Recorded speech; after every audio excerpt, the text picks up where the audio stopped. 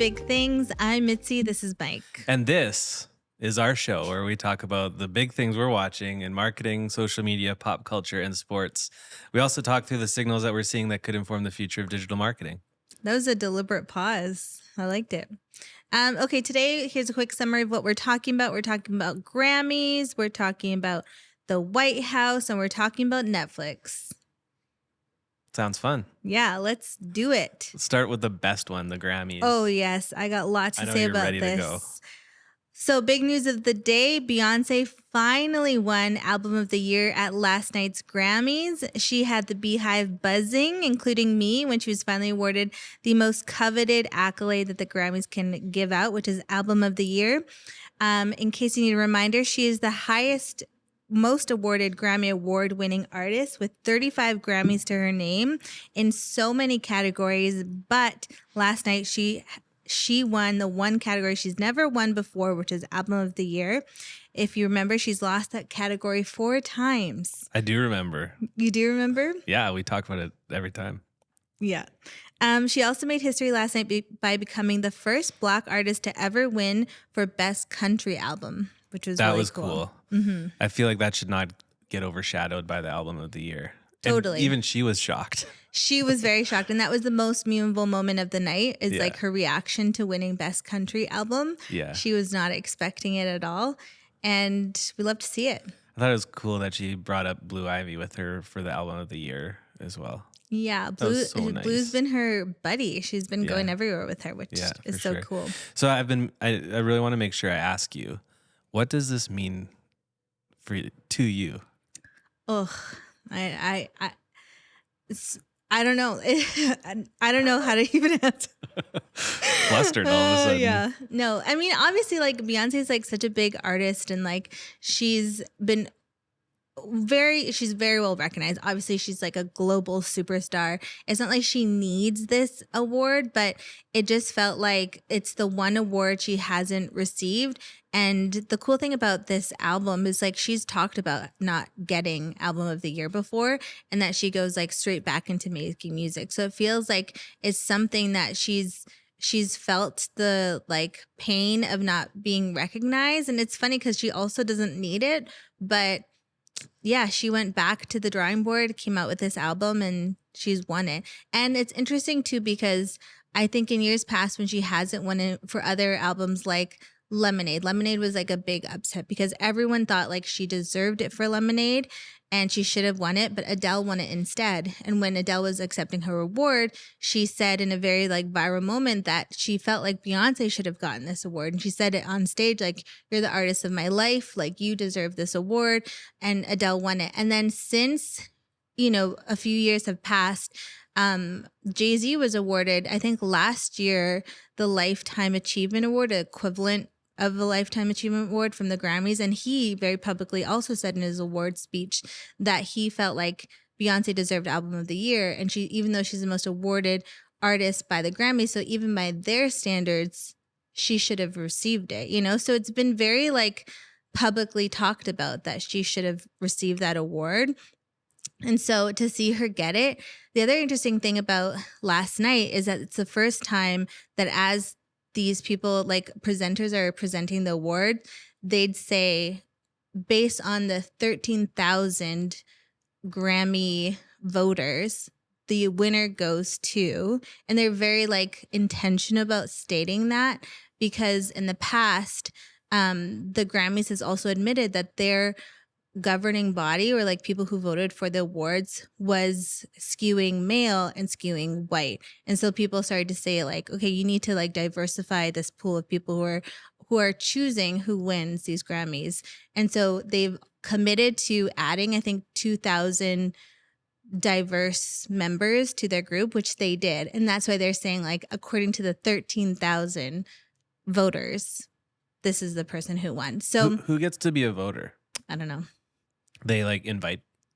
It's like invite only kind of situation. I think so. I think like industry people. It's not like People's Choice Awards. It's like They invite people. Same with like, I'm sure it's like, what are they called? Like the guilds You have to like be a You're a member guild or whatever. member, yeah. Yeah, something like that. Interesting. So I think, I don't know, there's so many layers to it too, because like there's so many albums that she's like gifted to the world, and like for her to finally get that recognition for like, and she's so passionate about completing a body of work. Like she's really intentional about creating a full album and not just like a collection of singles. It all layers into like one experience. Like that's what she did with Lemonade. That's what she did with the Renaissance album. So it's so exciting to see that she's like finally got that last kind of like checkbox. So do you think now that she's got that last kind of thing that had eluded her, do you feel like she might call it a day soon, or do you think there's more and more projects coming?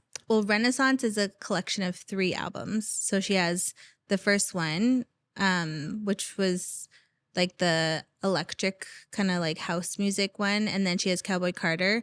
And then she has Renaissance 3 coming out, which everyone thinks is going to be like a rock album. So I don't know. Maybe we can only hope she has more music coming out after that. But honestly, she doesn't need to. Like That's the thing. she's done everything she's kind of set out to do. Because Jay-Z's kind of done making music, Yeah. right? Yeah. Yeah. So maybe He's obviously older than her, but yeah, maybe she's done, but I don't know. I know at least we have one more album coming. yeah. So that's And we've cool. got the tour for Cowboy Carter. Yeah, but did you see she released her dates? No, I didn't. Canada's not on the list. At all? Mm-mm. Not It's even only the like gosh darn Calgary Stampede. no, it's only like New York, LA, DC, Houston, London, Paris, like the big ones. Maybe But- it's finally our time to go to New York together. I don't know. The dollar is gonna really kill us It this does. year. It does hurt for sure. But anyways, I've kind of like accepted this might be one I skip, which is really sad. I can't talk about it. But yeah, I'm so happy. I'm so happy that Beyonce won. It's like really everything that happened at the Grammys last night is like everything we wanted to happen. Like the other winners of the night include Kendrick Lamar, who won for Record of the Year and Song of the Year and Best Rap Song and Best Performance. Chappell Roan won for Best New Artist. Sabrina Carpenter won for Best Pop Solo Performance and Best Pop Vocal Album. Charli XCX won for Best Dance Pop Recording and Best Dance Album. And Doechii won for Best Rap Album of the Year, which was cool to see. Yeah, she was going viral for even for her performance, right? Yeah, and I had never seen her performances before. Like I've seen some clips on TikTok, so I didn't really know her, but I watched her performance and I was blown away. She was so cool. Yeah. She's like artists who are like real artists, like are so fun to watch. Same with Chappell Roan. Her performance of Pink Pony Club was so good. I'm so happy for her. Yeah. Love it. Yeah. It's the people that are actually like making our heads bop this year. You know? Sabrina Carpenter's performance was also really, really cool. Charli XCX's performance was a little too cool for me. She just makes me feel like a grandma. Like you feel like you're getting aged out, kind of. oh, for sure. And That's funny. I'm okay with it. Like, Yeah. do your thing. I love I feel to that see it. often. But yeah, I felt like clubs aren't for me. Yeah. Like what if this is what happens at clubs, like count me out. Even now when I speak like TikTok lingo, I feel like I'm trying too hard. Yeah. I'm aged out of her demo, but it's fine. Like I'm happy for her. I don't know if you know who Benson Boom is, but he I performed. saw some stuff about him on TikTok. Yeah, I never knew, like I've heard that song so many times. It's like in my like the back of my brain, and when it plays somewhere I know it, but I didn't know like that was him. And his performance was super cool. He did like a Cool. backflip. He had a crazy outfit on. Yeah, but he started with like a black and white like penguin tuxedo. Right. And then he had like Heidi Klum and some other chick rip it off. And then he like had this blue like number and did a backflip off of a piano or something. It Do you was think he's pretty crazy. legit? Yeah, he seemed awesome. I saw on X a ton of people just being like, he just wants to be Harry Styles so bad. But I mean, I don't really have an opinion. Who wouldn't? Yeah, I guess. But Fair. yeah, I liked all in all, the Grammys were so good last night. And I feel like I absorbed a lot. Like I absorbed all of this through TikTok. Nice. I wish I had watched the actual awards. Yeah, it's hard. Unless you have cable, like there's not really a great way to watch the awards. I know. That's the one thing that's missing in our like Yeah, life. I guess we'll get into that with our other story soon. But Totally. I noticed that when Kendrick Lamar accepted his Grammy, he was wearing a Canadian tuxedo, which I felt like was a special kind of petty towards Drake. Oh, really? Yeah, Why? I'm sure it was intentional, Oh, because it's Canadian? and it was a diss track towards Drake. Right. Yeah. But the best part, I think, connected to Kendrick and Not Like Us is DJ Mustard, who also accepted the awards with him. And I think Record of the Year is specifically more for the production. So that was more specifically Mustard's award. Mm-hmm. But him with Heinz announced a collaboration during the ceremony on a new mustard, which I thought was pretty you funny. sent me that. I didn't quite understand it. So DJ Mustard is the guy who produced the song. Yeah, he works a lot with Kendrick Lamar. Okay, and then they announced a collab with Heinz. Mustard did. Okay. Yeah. I'm sure it's because of all the exposure around the tracks that he's put out recently with Kendrick Lamar because of the beef that happened. Yeah, but also for the Super Bowl. Yeah, right. Yeah. So I think it's good timing, but it's also fun because like Heinz doesn't really do this kind of thing. And it was also mixed by Mustard himself, they say. But it marks the first time that Heinz has ever co-created a new sauce in the U.S. And it's also the first new Heinz mustard offering in almost 10 years. Wow. Yeah. What a blessing to us. What a blessing. That's cool. Well, I'm happy for him. I'm happy to see more of him too because he's going to be performing at the Super Bowl. Well, Mustard won't be, but Kendrick Lamar. Kendrick Lamar, yeah. In my mind, they're like one and the same, but you're right. They're different. Right. He'll probably be there though. Oh, yeah, I'm sure. Mm-hmm. He'll be there with the posse. Yeah. SZA also won a Grammy last night. I can't remember exactly what category, but it was something in the R&B realm. So that's cool. And she's also performing with Kendrick Lamar at the Really? Super Bowl. I Yeah. wonder who else is. I feel like we talked about this before, but I kind of hope that he brings Lil Wayne. Yeah. I don't know if Lil Wayne will do it. You don't think so? He was so sad that he didn't got picked. Yeah, but wouldn't this rectify that? Or do you think Totally. he needs to be the headliner? It would make no sense for him to be the headliner. Yeah. Yeah, I hope he ends up being there. Yeah, I'm excited to see SZA. I like her. I like all that she's doing right now. And she's going on tour with Kendrick Lamar. There you go. I wonder if we should go see them. Would you ever? Yeah. Would they come to Canada? I think their dates are out there, so we should go check. Interesting. Yeah, all in all, what a great night. The Grammy Awards were so fun to watch Yeah. from TikTok. From TikTok. I'm No, glad I you got love TikTok again. I'm back on TikTok. I joined it back.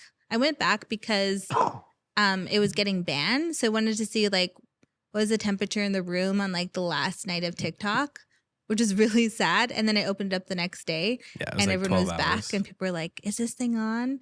So I've had it ever since then. Nice. So I'm back Welcome in TikTok. back. Yeah, thank you. Just in time for the Grammys. Yeah, I might turn it off again, but it's been fun to watch like all the Grammy stuff on TikTok. I like being part of like what's happening right now. When there's like positive, exciting things happening, TikTok's a fun place to be. It's Yeah. like when that stuff's not happening and all there is to talk about is like the crazy stuff that's happening around the world, then it gets a little bit dark and ominous. Yeah, there's a lot of like my TikTok algorithm. It's like Beyonce accepting her Grammy, what it means, people reacting to Beyonce getting Album of the Year. And then it's like a think piece on like tariffs and like the Right. trade war. And like it's like immigration. Beyonce. Yeah. Yeah. Totally. So it's like it's getting there. It's getting a little dark for me, but I'm going to ride it out for a little bit more. Well, we got the Super Bowl coming up this weekend, so I'm sure there'll be lots of sports content and For wags sure. and stuff like that, and obviously music with Kendrick Lamar. I'm excited about it. One fun piece of news: Saquon Barkley, who's the star running back of the Philadelphia Eagles, who are playing the Kansas City Chiefs in the Super Bowl this weekend, he just got engaged to Yes. his girlfriend, and so I think that just kind of sets up some good vibes for the team ahead of the big competition. Yeah. But Excited to see it. yeah, I'm sure Jason Kelsey will be there as a commentator. I feel like it's got to be tough for him just having retired just last year to Yeah. see his team there and wish he He was said part he's of cheering it. for the Eagles. Yeah. And Travis Yeah. specifically, not Kansas City, just Travis. I think their kids are wearing stuff like shirts for their Uncle Trav. Oh, really? But mom Uncle and dad are Travie. cheering. Yeah, mom and dad are cheering for the Eagles. One thing I love about Kylie, which is Jason Kelsey's wife, she's like a diehard Eagles fan. And even when she's going to see like a Kansas City game last year, she'd be like in the suite with Taylor and like her mom and Taylor's family, like all the Kansas City people. She still will not wear any Kansas City merch. She refuses because she is an Eagles fan by blood. And I love that. Like I love like a strong-willed woman. She has her values and she sticks to them. Yeah. Yeah. Like she Her would not do allegiances. wrong by Philadelphia. It's true. Go off. So she'll be wearing Eagles stuff. Yeah. Yeah. What's your prediction? Who's going to win? I would like to see the Eagles win, but I think Kansas City will win. And I also don't care. I feel like it's not an interesting game. Like we've been here before. Yeah. It's like I actually agree. This is the Super Bowl I've been least excited for in my memory. yeah, I have no like pent up energy for it. I'm just gonna like be so passive watching it. Yeah, I'm even to the point where I actually was considering cheering for the Chiefs, which I just like. I've been so sick of the Chiefs and Patrick Mahomes and the fact that they don't even look good, but they continue to win. Yeah. But I think I like the story. I like them making history, getting the three-peat, and I also really like Andy Reid, the head coach, and I really like Travis Kelce. Big Red. Big Red. And I think Travis Kelce's getting towards the end of his career, so I feel like getting that third one under his belt would just be really meaningful, and then he can just ride off into the sunset with Taylor. Yeah, I hope he say if he wins, cool. Yeah. Like that's fun. Retire, go it all into broadcasting. We've been listening to New Heights. They're funny. They are. They're funny enjoy together, them too. Yeah, Yeah. I enjoy listening to them. I like the energy. Yeah. So I'd be happy. I'm very happy to see him win, then retire, go into broadcasting, and then like shake up the league. What a if he little doesn't bit. go into broadcasting but just becomes one of Taylor's backup dancers as like his full-time career? Obviously, he won't do that. What if he does? No, I've heard he's getting into acting too, which I'm See? happy to see too. He's becoming not a gonna be performer. dancer, obviously not, Why not? because like He can become an actor but not a dancer? no, he's got better things to do. He can be like he can make way more that's money. the point. There's so many better things he could do, but he's just such a Taylor fan that he would just love to be with her on tour and just support her He can at just every be show. her husband and like pursue other projects. All right. Being Fair a enough. dancer I thought is you'd a be lot. way more stoked about that. No, but it's not. c'est la vie. Anyways, we'll watch the Super Bowl and then hopefully next year, like they need to shake up the leagues or something, so it's not like the same teams every time. Yeah, we need some big trades in the offseason. There's like trades happening left, right, and center. You know Not what's in the crazy? NFL. In the NBA, there is. No, in the Some NFL, I feel blockbusters. like all the coaches have been like swapped around. Oh, yeah. That's the hiring cycle for coaches, but there's no big trades that have been happening. Yeah, the funny thing about the coaches is like I'll see an Instagram post of like this coach going to this team and they do the thing where like they have the same head and then like use AI to like swap the jerseys out. Yeah. I'll recognize the face and then it's confusing like why is he wearing that? Because it doesn't like I know doesn't he normally wear blue but he's wearing black. Yeah. Kind of messes me up. I felt the same with the big NBA trade that just happened between the Dallas Mavericks and the LA Lakers. Like seeing Luka Yeah. Doncic in Lakers gear was so weird, and then Anthony Davis in Mavericks I've jersey. seen so many posts about that and I'm like deliberately just like scrolling past it because I'm not that interested in NBA. Yeah, I'm not even that big of an NBA fan, but that's got to be like the most noteworthy trade that I can think of ever. Mm. Ever? Yeah, like those are like crazy franchise players, and Luka's only 25, I think. So he was just about to sign another supermax deal that would have been like $345 million. 345 million? Yeah, that's like a player that you draft and pay cajillions of dollars to over 15 years, and they like retire with your jersey. Like is unheard of to trade a player like that. Crazy. Yeah. Yeah, I was wondering Anyways. why there's so much content about it. Yeah, it's like nuts. not into it. But cool. Good for him. Should we go into thing two? Let's do it. Bit of a change of vibe here, but the White House is inviting new media and independent journalists into press briefings, including podcasters and influencers.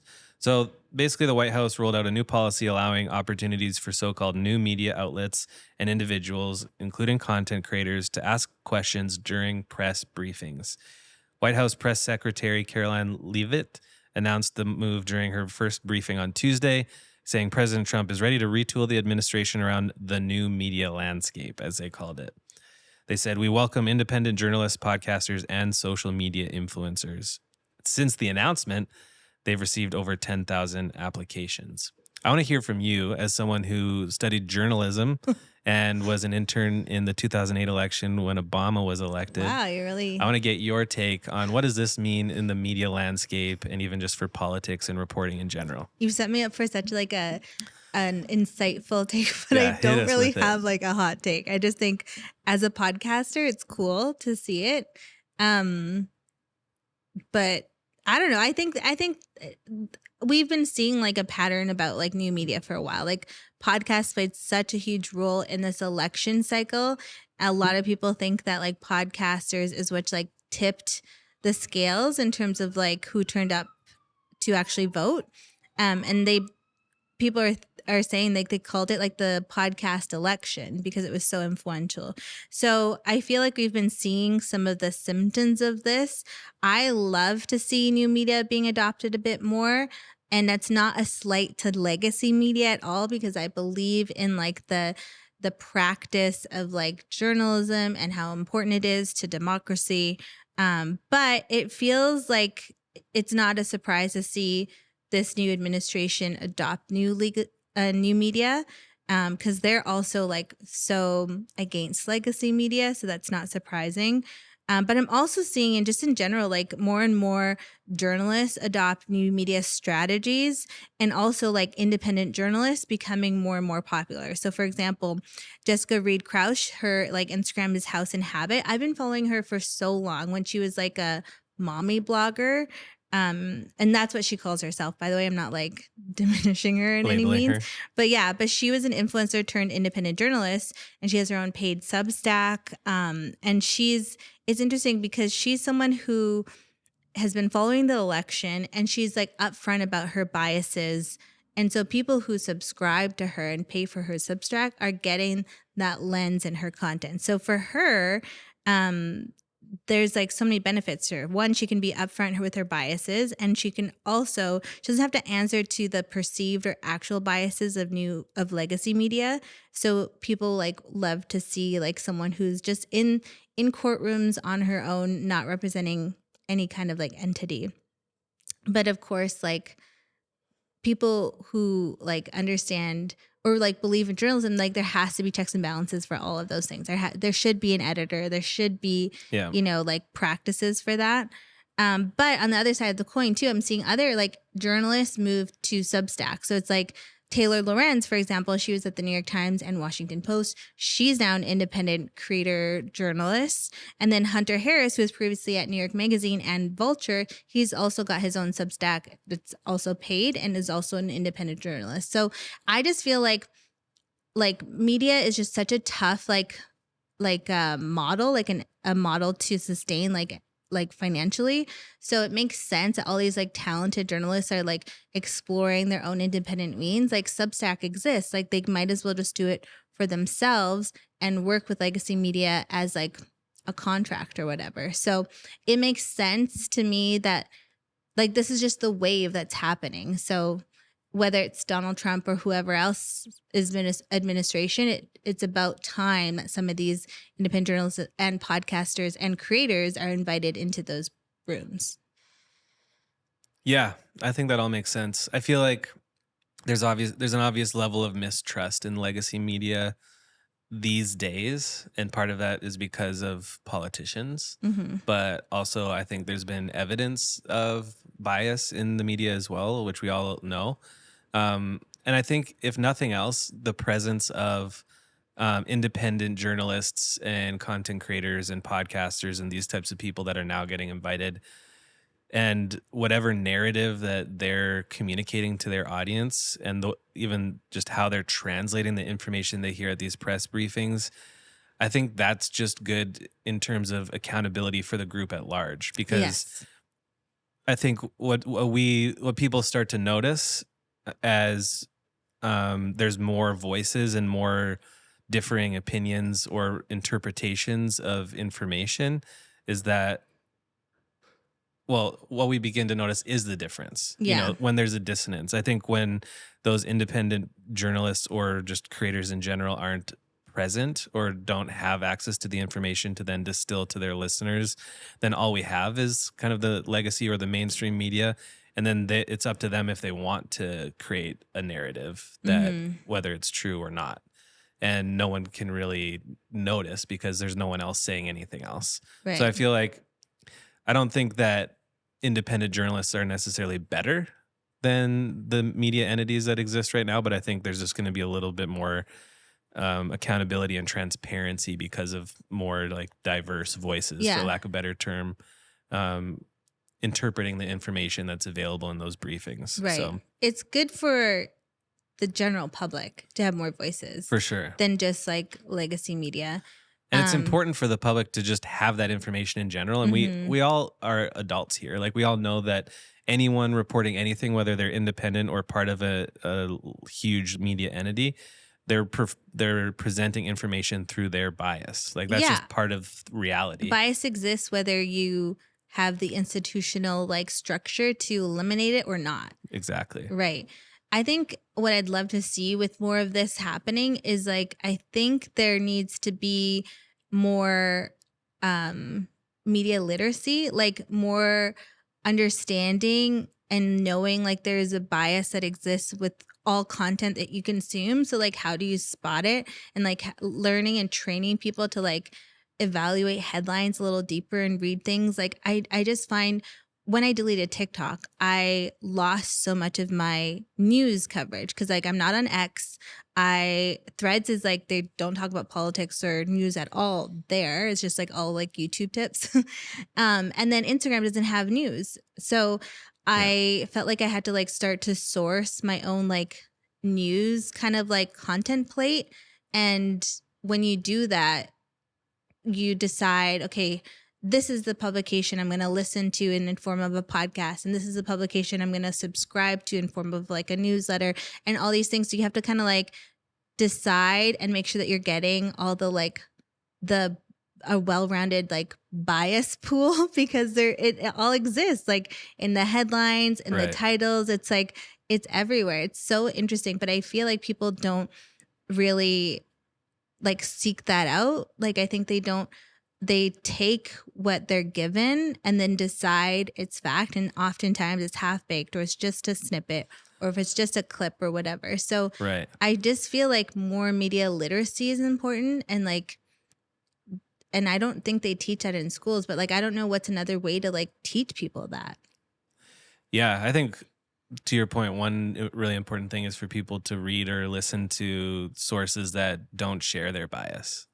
But everyone shares a bias. But has a different bias. I mean, Oh yeah, they like listen like to competing if you're biases. typically conservative leaning, it's actually healthy for you to Yes. consume content from liberal sources, Mhm. and vice versa, because I think that just forces you to be more of a critical thinker. Yeah. And I think that overall, that's what's going to happen here as we have more different sources and independent as well as mainstream and things like that. Mm-hmm. And even some of these, like some of these podcasters that played a part in the election cycle were comedians. Like they're not Yeah, even journalists. They're not even totally. trying to necessarily share political content, but suddenly they were a platform.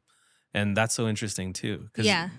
they're almost just like average people. Yeah. It's like we need to go to original sources. And the only way to get an original source, at least in this like presidency, is to be in the press room. Right.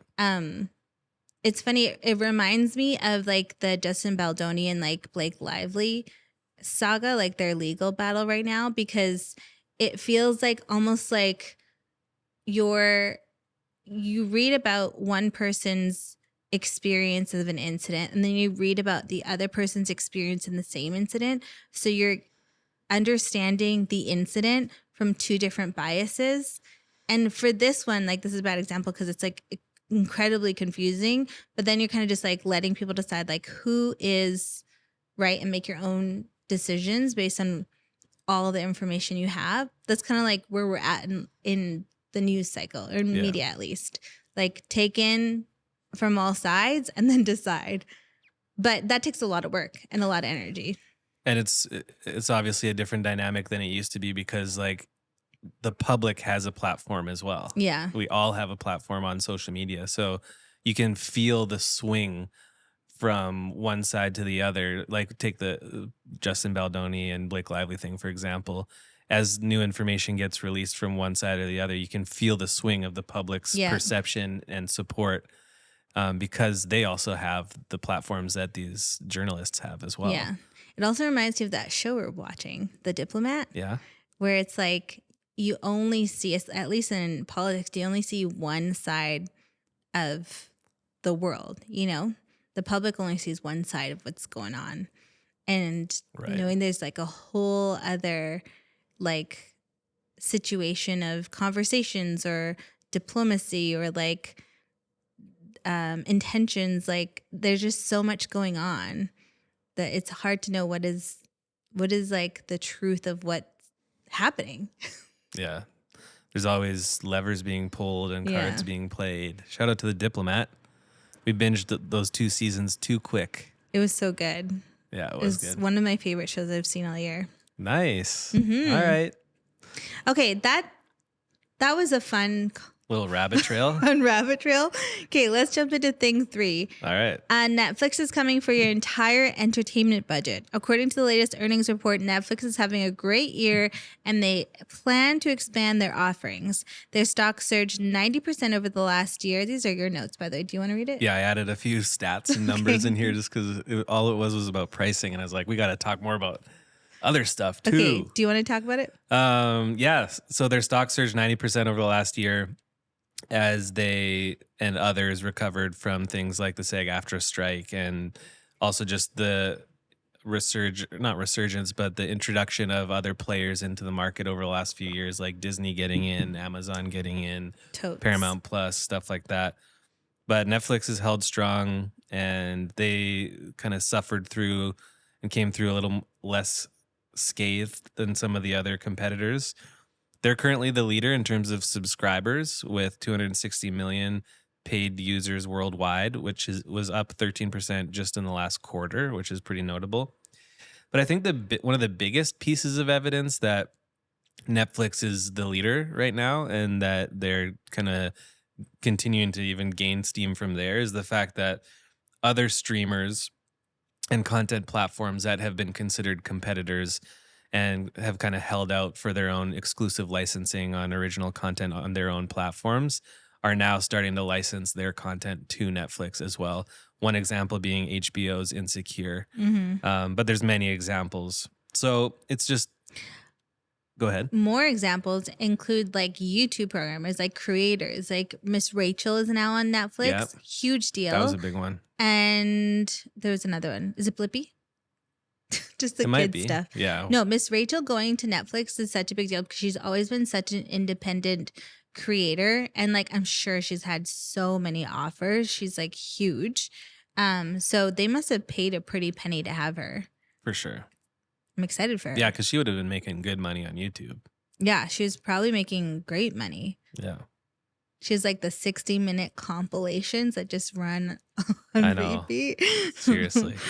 But I think we're to your notes now if you want to talk about the pricing stuff. You can see this reflected in their strategy for increasing their price memberships, which they've been like bumping up like over and over and again. So just if you're unfamiliar, they have 3 tiers of memberships. Their standard with no ads is $7.99 a month.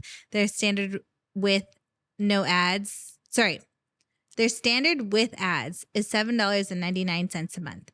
Their standard with no ads is $18.99 up to 2 devices. And their premium with no ads is $23.99, which you can watch on 4 devices and in 4K. So their highest membership is about $24. The lowest is about $8. And Netflix says that they currently believe that they only earn about 6% of their revenue opportunities available. And they plan to gradually expand their offerings with new content types in order to get more of that revenue opportunity, which means they're probably going to hike up their subscriptions even more, but they're also going to offer new programming options like live events and video games, which I will not be participating in the video games. What if it's something that you would just end up liking? I can't think of a game that I'd end up liking. Yeah. I'd be open to trying. It's possible. But I'm into the live events. Speaking of like award shows, like if they got the Grammys, the Academy Awards, There you go. that's like, or Golden Globes, I'm in. You're in. Give me I'll pay $5 extra for that a year. Yeah, I'm in for sure. I think that'd be fun. And they showed with the NFL Christmas games that they can stream a good live event. Yeah. They've had a rocky past, but Yeah. they're getting better. They're getting better, and they've also, I think, now they've got the exclusive rights for WWE Raw as well, which opens them up to a whole different audience. Yeah, great. I mean, when you compare it to the cost of cable, which is about $40 a month. Is that all cable is? I thought cable was even more than that. Well, according to that article, it's about $40 a month. And that includes ads. Like you're getting so many ads with cable. It's still a better alternative for the consumer. And you can't choose when you watch those shows. Exactly. They run when they run. So yeah, I think anyone that's like complaining about Netflix price going up, really it makes sense. And I think too, when they started out and they were $8 or $9 or whatever it was, that they were just a streaming curator. Like they were just bringing shows that people wanted into one place that they could stream. But now that they've continued to grow the production side of things and put out more and more original programming that people actually want to see, of course it makes sense that they're charging more. So I actually didn't realize there was a difference between the standard no ads and premium no ads. Yeah. I wonder if we need premium so we can I think we have watch it in premium. 4K. Really? I'm pretty sure we do. I don't know if we pay that much. I think we do. I would know. Just did You would know. Also, like apparently their revenue model, it makes better money for them if more people get the no ad version so that they can start creating like an advertising ecosystem, because then they'd get paid per advertiser plus the membership. So I don't know how they'll like try to get people into like that $8 membership. Oh, they make more money on the people that pay the lowest one, and get ads. Yeah, okay. Because then they can charge, like, create an ecosystem of advertisers who pay them per ad. Right. You know, Yeah. which will be crazy. Interesting. Yeah. So what's the max that you'd pay for Netflix? I mean, I don't want to pay more than I'm paying right now. Yeah, obviously. Yeah. But I think, there would be a point where I just am forced to pay for only one streaming service. Right now we pay for a couple because we like the options. Yeah. Also, I think it'd be cool to have whether it's these streaming platforms all coming together to create this extra product, or if it's like a third party that gets like access to their platforms. But it would be cool to be able to pay for some sort of like streaming passport where you get to kind of cherry pick the different programming from the different streaming platforms into one kind of hybrid. Yeah. That'd be pretty cool. Because similar to cable, like cable used to be 9,000 channels and there's really only 10 that you'd watch. Right. And I feel like streaming could kind of go in that direction where it's really like there's this specific stream or genre of content that I like on one platform. There's a specific type that I like on another one. And I'd rather just have only what I want, you know? Yeah, I could see that. But that might just be too good to be true. Yeah, because we'd want like the sports package. It's like, I feel like I don't really watch that much on like Prime. We obviously watch so much on Disney because of the kids. Yeah. So it's like, give us the kids Disney stuff. It's mostly Netflix and Disney, but then also there's like programming on Apple TV Plus that we like. We still have to watch the Severance, apparently. Yeah, I think we got like 5 or 6 episodes into the first season. But yeah, it's got a little spooky. Yeah. Well, yeah, it's so interesting to see like what's going on with Netflix and just the streamers in general. But I'm like, I feel like we need to like cut down on some streaming. Yeah, probably. I see a lot of people talking about how much they like YouTube Premium, but the difference there is it's not really like original programming from YouTube. They're still kind of just like a curator. Yeah. The thing I like about it is that the creators on the platform are getting paid when we pay for a premium subscription. Yeah. You know, like the Miss Rachel's before she moved to Netflix. But and they kind of jam in YouTube music with your premium subscription, and we don't really need that. No. But yeah. Speaking of Netflix, Love is Blind is coming out again. Great.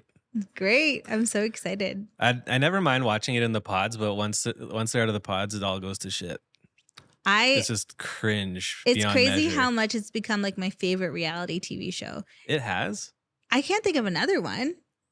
Wow. Like it probably is my favorite. It's so What about entertaining. that real estate one that you like with Mauricio? What's it It's called? on Netflix Buying too. Beverly Hills? Yeah, but it only has one season and it's getting kind of boring now Yeah. because there's no conflict. Which made me realize that we need conflict for our reality show. Yeah. I also wonder if I don't want a reality show. Why? That's a change of tune. I just feel like life is kind of stressful. Like why add another Throw dynamic? that into the mix. Yeah. Yeah. I think the reality shows just like open it up to what that stress is. Yeah. Like at least you'd be Kardashians. making money on it. Making money on our stress. If only we could do that now. I know. Yeah. Well, we can put a pin in it. All right. Sounds No good. reality TV show for now. For now. Just some TikToks. Yeah. Maybe YouTube. True. Well, thanks for watching. Subscribe on YouTube. Leave us a review. Also, make sure if you haven't yet checked out the trend report, make sure you go to scanclub.substack.com and get a load of that. Because we did not gatekeep anything. We dropped all that goodness into one report for free. We included a workbook and even a fig jam that shows how we tracked all the signals and connected them together into the trends that we covered.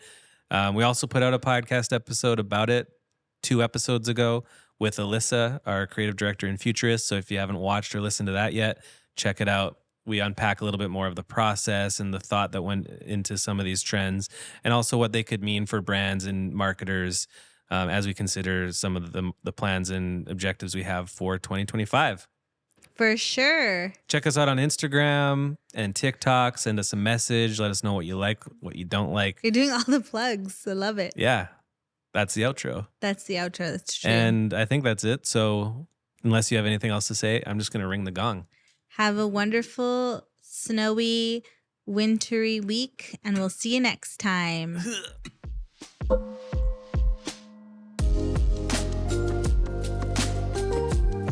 Good job. I need a better place for the gong. I feel like I'm just like crashing into things It's whenever. right. It's perfect